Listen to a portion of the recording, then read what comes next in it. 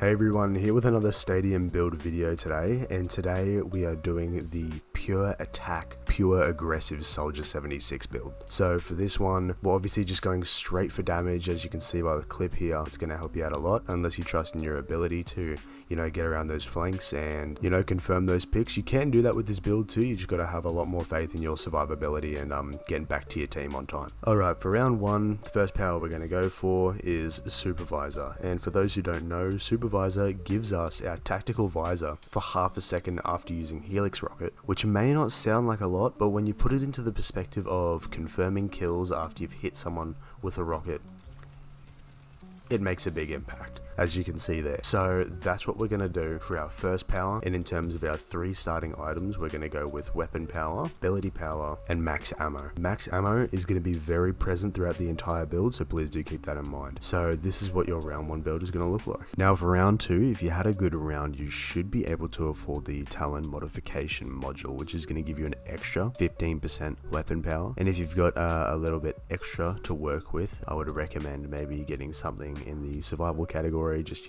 keep you alive a little bit longer, something like the first aid kit, or you could get attack speed or weapon lifesteal just for this round. Round three, the next power we're getting, and arguably the best power that you can get for this pure aggressive Soldier 76 build, is Chain Gun, where while continuously shooting your rifle, each shot grants 0.5% weapon power, stacking up to 100 times. So this is why we want to prioritize our max ammo limit on this build, because the longer that we can shoot our gun for, the more our damage stacks up. Little demonstration on as to how Chain Gun works. As you can see, this is what an endgame build would look like. So you've got your three max ammos here. I've got 56 bullets in my gun without having to reload, and if you just look in the bottom left, you'll see the abilities start to stack up as I shoot, and every time that number goes up, that's more damage per bullet that I'm shooting. Every time I reload, it resets. Huge damage output. So when we're going through this build, we want to prioritize getting our max ammo up, and that's going to increase our damage output by a ton. So that's going to be the power that we choose for round three, and hopefully by this time we should be able to afford something along the lines of Codebreaker, which is going to give us our 15% more weapon power, and it's also going to ignore 50% of armor damages reduction, so we can focus on tanks and melt with the rest of our team. You can take off something like first aid kit, it's not absolutely necessary, and power playbook if you need to make space for some weapon power. So you could go for something like icy coolant, which is also going to bring your cooldown reduction by 5% to get more rockets. This is what the build cost is roughly going to look like around round three. If you have a little bit less than this, then I would just prioritize getting something like the weapon lifesteal, or just keep your ability power. When it comes to round four, what I want you to do is I want you to get rid of your compensator, and you'll roughly be looking around this much build cost at that point in time. I want you to get your stockpile to get your ammo up, and then depending on what you're working with, you can either swap out Codebreaker to get Eye of the Spider, and this is once again almost essential for this build. I was a little bit torn between the Closer and Eye of the Spider. The Closer gives you 20% weapon power, 10% critical damage, and the critical hits reveal the target for 3 seconds, or you've got Eye of the Spider, which is an extra 500 cash, but it gives you 25% weapon power, but you deal 10% increased damage to enemies that are below 30% life. So this is really good for just confirming those kills. When you see someone who's low, you just go behind a wall, you get mad at yourself. This is going to make sure that that doesn't happen. So just for 500 extra cash, last game I played, I had this in round 4, so hopefully you can get this in round 4 as well if you've been playing well enough. We're just going to build off that. So once you've got that there, you want to then prioritize getting Commander's Clip, which is going to be your extra ammo, which just means more damage. And as I said, if you've just got a little bit of cash lying around that you want to just chuck on something, I'd recommend putting it on something like Icy Coolant to get that extra weapon power and the cooldown reduction for your Helix rockets, so you get your visor a little bit more often. Now for the round 5 power, this is where things start to get interesting. A lot of this is based on how your game's going or just personal preference. On me is a very popular one, as your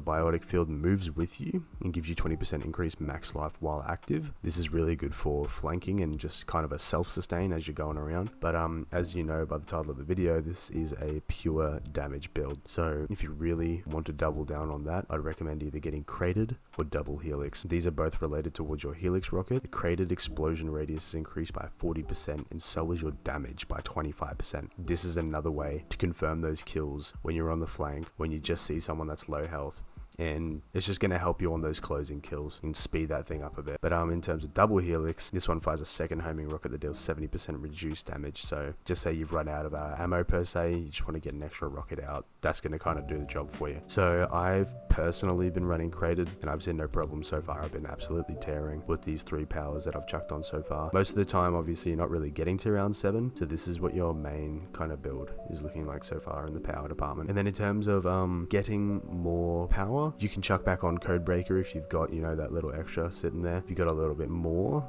you could do probably Hard Light Accelerator, whereas when you use an ability, you get 5% weapon power stacking up 3 times, which is obviously a massive booster to the damage you're already putting out. Yeah, make sure you've got Commander's Clip on, and you could probably honestly swap out Icy Coolant for one of these. I mean, it is good, but by this time you're going to be needing a lot more damage output. So Codebreaker is obviously going to help with that because you're going to be taking down a lot more armor. And if you got a little bit extra, you could do something like Hard Light Accelerator as well. It's honestly personal preference when it comes to this point, but I would honestly recommend Codebreaker to try and take down those tanks a little bit. Now for round 7. So this is endgame. We're really just prioritizing power, power, power. So you could go double helix, you could go hunker down if you want that little bit of survivability while you're doing your helix rockets to just kind of, you know, make sure that you're not dying during that. That's another good one. Or peripheral pulse. So this one is during your attack visor, you shoot an additional enemy while dealing half the damage. I shoot here, you can see that it's shooting the both of them. So if you know you're on a flank and you see the 2 supports at once, it's really good to, you know, kind of put the pressure on both of them, whether they want to try and, you know, use their cooldowns to save themselves or just mainly focus you. Either way, you're really coming out of that situation winning because they're taking their attention off of the team on the tank that they need to heal to really focus on you, and you're dealing damage to them both at the same time. So when you go into those flanks, you really want to start with your helix rocket. That's what I recommend. So that's what I would recommend with peripheral pulse, but if you wanted to run any of the other ones, that is completely up to you. They're all really based around helix rockets, so just test them out and see which ones that you prefer. So this here is the final pure damage Soldier 76 build. Copy this, tweak this as you will. Let me know if you've found any other good combinations. I've seen ones where people like to just go straight on the biotic field and just heal as much as possible, and they're pretty much unkillable. That's also great. Might do a video about that in the future. But yeah, if you guys enjoy this, make sure to let me know by liking and subscribing, and thank you guys so much for 100 subscribers. It's only been a week and I've been seeing so much support, so I really appreciate it. I'll try and keep uploading consistently. If there's any heroes that you would like to see builds for in the future, make sure to comment and let me know and I'll get right on it. But yeah, once again, thank you guys for watching, and I'll see you guys in the next one. See you later.